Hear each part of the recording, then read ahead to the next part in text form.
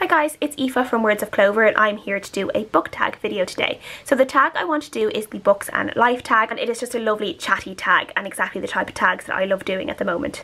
And the first question is, on a scale of 1 to 10, 1 being a normal person and 10 being the late Harold Bloom, how much are books and reading a part of your life? I would say like a good 9.5 to 10, to be honest. When I first saw this question I was like definitely a 10. I think definitely like on the upper scale of this anyway, 9 or a 10. And like books and reading is just like a really core part of my life. It always has been for as long as I can remember. As I've said, I've never had one particular book that got me into reading. I was always just a reader from the time I could read. I was reading books, and it's something that everyone I know identifies with me. They know that I'm a reader, and people who I work with, people who I'm friends with, they all know that reading and books are a huge part of my life, and it's probably what they identify with me. That and dogs, obviously. I read every single day. I'm always thinking about what I'm reading or what I'm going to read next. I do like different bits and pieces almost every day that have something to do with books and reading. So yeah, reading is a really huge part of my life. Question number 2 is, where does your personal library stand right now in relation to the rest of your life? Do you have more books now than you ever have? Fewer? How's your library changed?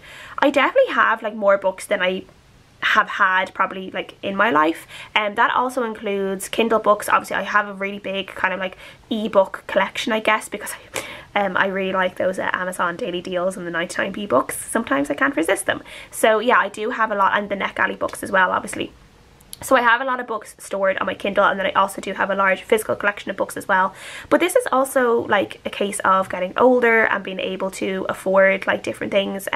Obviously I am almost 30 years old. I have a full-time job. I've had a full-time job since I was 22 years old. And yeah, so I can afford the type of things that I can afford. The type of things that I buy for myself tend to be books. I don't buy expensive handbags or designer stuff that a lot of my friends would. I don't get a lot of beauty treatments and stuff a lot of people I know do as well. A lot of the times if I am going to kind of treat myself, I'll treat myself to a book. Question number 3 is, take a mental step back and ask yourself, what is the most likely first bookish impression a newcomer would have in your home?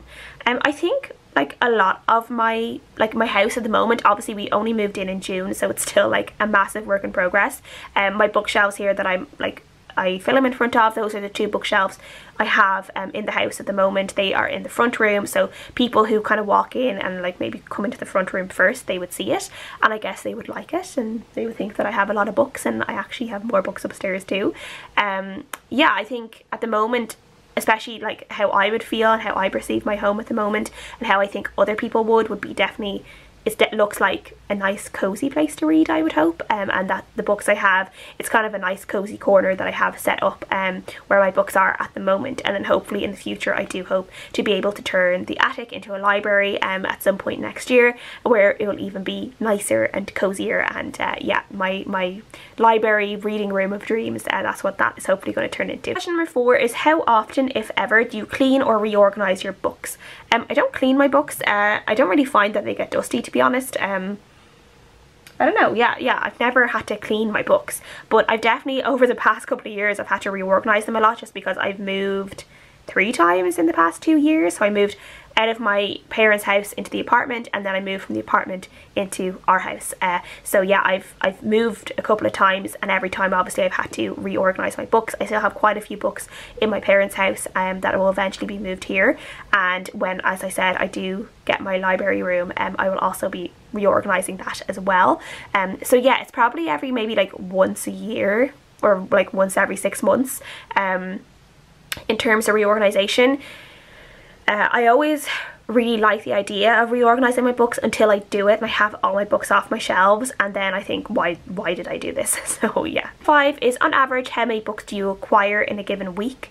I would say only 1 to 2 books, to be honest, if not just 1. Some weeks there would be none, maybe another week there might be 2 or 3, and a lot of that, again, as I said, would be Kindle books, because I get the emails from BookBub that let me know if there's any particular books that I might like that are only that are 99p or whatever.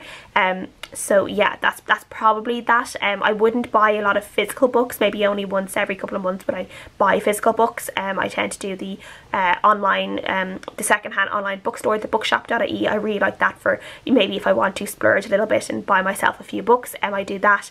And then also I really like just now and again making sure that I am supporting independent Irish bookshops, so like the Gutter bookshop. So now and again, especially around the time of the Irish Readathon, I will turn to that and I will buy 3 or 4 books from there. So yeah, not too many to be honest, but if we're talking Kindle books included, like the Kindle deals, probably maybe once a week. Question number 6 is, what song is your current earworm? And I actually don't really listen to music, but yeah, I find if I'm listening to something, it's generally either an audiobook or it is, as I work, sometimes I'll put on my YouTube, my watch later playlist that I have of booktubers, and I use them almost like a podcast. So people like wrap ups and stuff, I can just hear what people are talking about when they're talking about the books that they've read.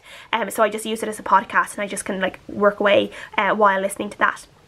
So yeah, I don't really listen to music. Now and again, if I need to really like just zone out and concentrate on something, particularly in work, I will maybe put on a playlist, but they're all just like old favourites of mine. There's nothing particularly new. Question 7 is, what percentage of your self-control do you retain in a well-stocked bookshop? Probably, I said around like 40% to be honest. I think I would be like alright, to be honest. If I'm walking into a bookshop, I'm probably walking into a bookshop to buy something. If I know I can't buy anything, I probably will not go in. But if I do go in, sometimes I like, unless it's like a really like chain bookstore like Eason or Waterstones or somewhere like that, but if it's like a smaller bookshop like that's independent, I would definitely try and buy 1 or 2 books to support them. So if I'm going in with a purpose. I'm going in to buy something. Question number 8 is, do you ever feel the need to take a break from books? If so, what form does it take? To be honest, no. I'm always ready to read. I'm always happy to read. Now and again, obviously, like if I don't have time, or if maybe I'm a bit tired or something, I do get magazines. So the magazines that I would get would just be Stellar magazine, which is an Irish women's magazine that I try and get. And then I also got a subscription this year to the BBC Wildlife magazine, which I really enjoyed. And the photographs and stuff in this are just beautiful. So I don't know if you can see that.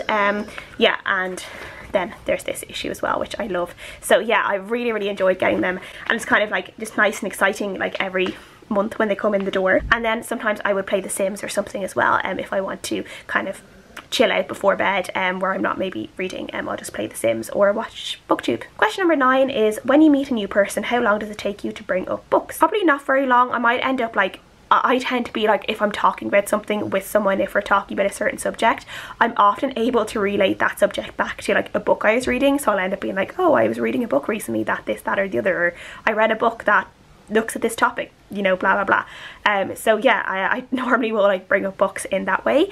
And then sometimes if people like ask like hobbies and stuff, I'll also talk about reading. And I've actually like talked about when I was doing job interviews a few years ago, I would actually bring up like my YouTube channel sometimes like in interviews, because I think it's a really good way of showing like that you're interested in something, that you have a hobby like outside of just work, that you're focused on something, that you have some of those like little like skills. And yeah, it's just actually a really good thing. And I've definitely like used the skills, like booktube skills and stuff, and just like my interest in books, I've been able to use that particularly recently in work in a really nice way. So yeah, like it's definitely something that I will bring up if like it suits the occasion.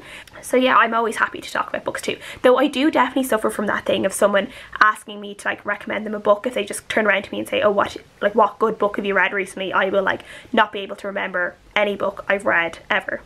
Question number 10 is, have you given any thoughts or made any provisions for your personal library after you croak? And no, I haven't. I presume they'd just be like spread out among family. My dad will probably take a lot of it. My dad is like #1 hoarder in the family, so he'll probably take a lot of the books. I don't really mind. As long as they go to a good homes, I don't mind. And question number 11 is, are you known among your friends and loved ones for your weird and probably unhealthy relationship with books? And that is a 100% resounding yes, I am. I am known as the book person. Definitely, I think if someone was to mention me and talk about me, they would probably mention that my books and my reading and how I read a lot, and yeah, my very unhealthy obsession with books and reading. That is the books and life tag. I hope you guys enjoyed listening to my answers. I would love to know some of your answers to these things. Are you the book person in your family? What do you use to take a break from reading? Does anyone else like like subscribe to magazines? What magazines do you read? I would love to know. Thank you guys so much for watching as always, and I'll see you guys again next time. Bye.